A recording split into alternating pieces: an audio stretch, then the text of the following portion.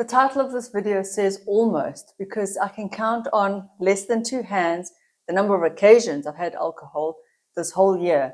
So think about it. Out of 365 days of a year, there's been about 6 or 7, maybe 8 at the most. I wasn't counting occasions where I've had alcohol, so not 8 drinks, but a few glasses of champagne, 1 or 2 drinks here and there. It's been really the most alcohol-free year of my life. And I wanted it that way specifically. I wasn't trying to quit completely. I wasn't an alcoholic. I didn't have a drinking problem, but I realized I didn't need to be an alcoholic to want to get alcohol mostly out of my life. And my drinking, although I wasn't a problem drinker, my drinking was becoming a problem for me. So what I mean is that, number one, I was relying on it socially, and I just didn't like the fact that I had to rely on something to enjoy myself when I went out. But more than that, my body was just saying no. I was getting headaches quite badly, in fact, raging headaches, where if I was going to go out and have a few drinks, I knew I had to have paracetamol that night, otherwise I wouldn't be able to sleep. I also found more and more my blood sugar would drop quite badly and I would get intense cravings for food. And I know that that's normal, but they would be like extra intense. And I found that my electrolytes seemed to really go out of whack with drinking, and I would crave salt and sugar, and just like I needed to rebalance my electrolytes. And overall, I just got tired of the next morning, the hangovers, and also it was affecting my sleep. And so I'm thinking about it like this. On an average social drinking year for me, I would maybe go out on a Friday or a Saturday, have a couple of drinks. So let's say 2 days out of a weekend, there's 52 weeks in a year, and maybe I'd have some drinks over dinner during the week, who knows. So let's say on 3 occasions out of a week, but that's like 150 occasions in a year that I would probably be drinking, which actually adds up to quite a lot. So even if I'm only drinking 3 days a week, I'm having obviously more than 1 drink. So I can see why I wanted to just try and get it out of my life, which I'm so glad I did. 150 occasions of drinking versus like this year, maybe 8 max. What a big difference. And whilst I'm going to go through the expectations that were not met and what got better and what got worse, I have to preface this video by saying this is not a moral judgment on drinking. I really have nothing against people who can have a few drinks. Some people have it every day and they are fine. I don't have a problem with that. I personally just didn't like how I was feeling. I'm just talking about my personal experience, and I hope that it helps you in some way if you are thinking of cutting back or quitting. So I'm guessing if you're watching this video, you too have thought about or have quit alcohol, and maybe you read some books or watched some YouTube videos, and your expectations of what life would be like without alcohol, maybe they were as high as mine. So I expected that I would just spring out of bed every morning full of energy, and I expected that my athleticism, my fitness would just skyrocket. The reality is that besides having no hangovers, I didn't spring out of bed with any extra energy than I normally would have, but I was only drinking kind of socially on the weekends. And so in between that, I always had 5 days of recovery anyway.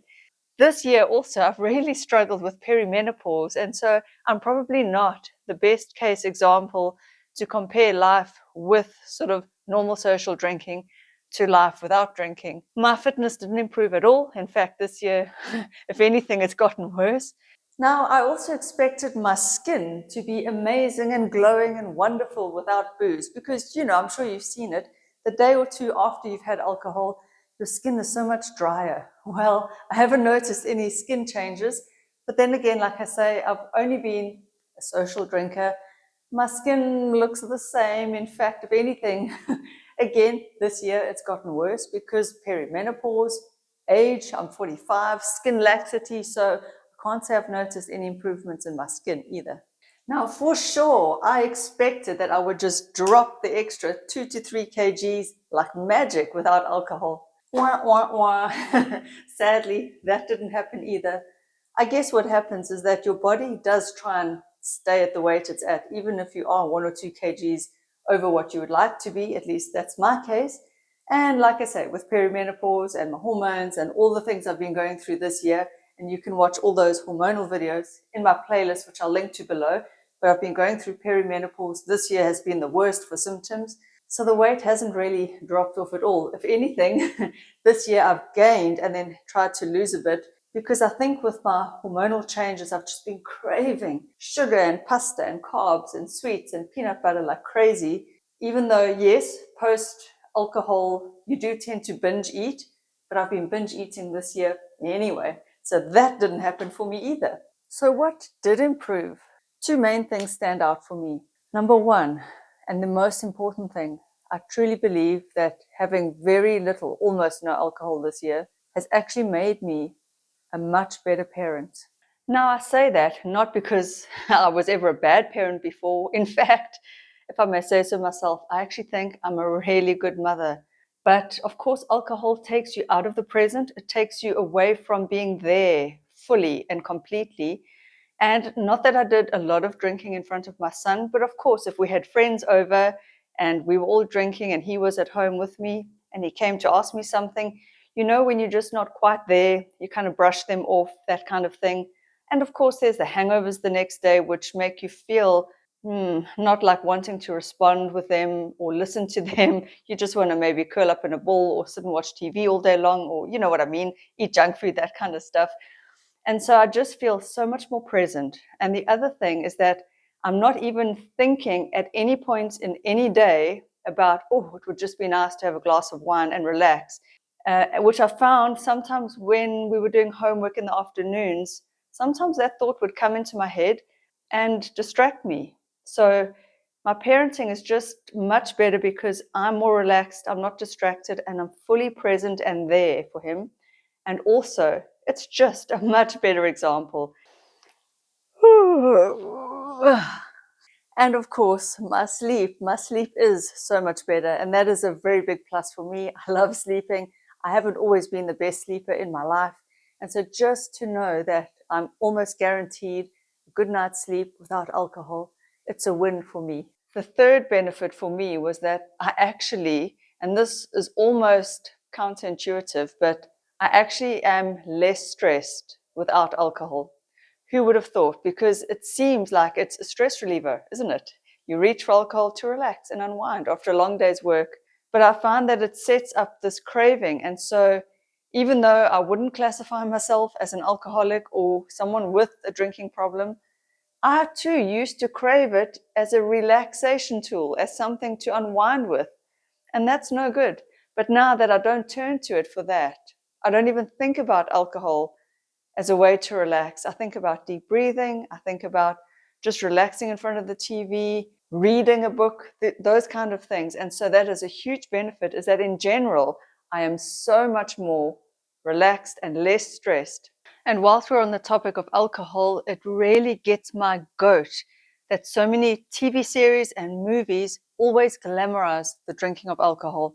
In almost all TV shows and movies, you see the characters solving their emotional problems by reaching for a glass of wine or whiskey. Why do they do this?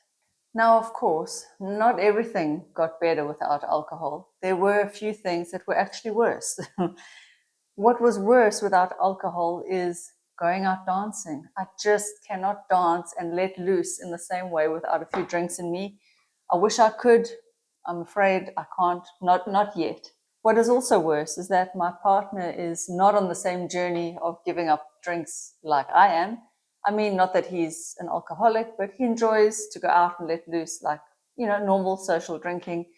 And the problem is when I don't, he actually annoys me because you know what it's like. When I also get tired quicker. So if we are out with friends and I'm not drinking and everyone starts to ramp up, I'm actually ramping down. That is not fun. It annoys me. I get irritated. I want to go home and I want to go to bed early. And so I think sometimes you've got to weigh up in the situation. Maybe it's worth having one or two drinks. I may go back to having one or two drinks a little more often. So you might be wondering, will I continue on the same path of pretty much having alcohol out of my life? The answer is yes. Again, I'm not a black and white sort of thinker. It's not that I will never have a drink again in my life. And now that we are coming up to Christmas and New Year, I am sure I will enjoy a glass of champagne or something celebratory.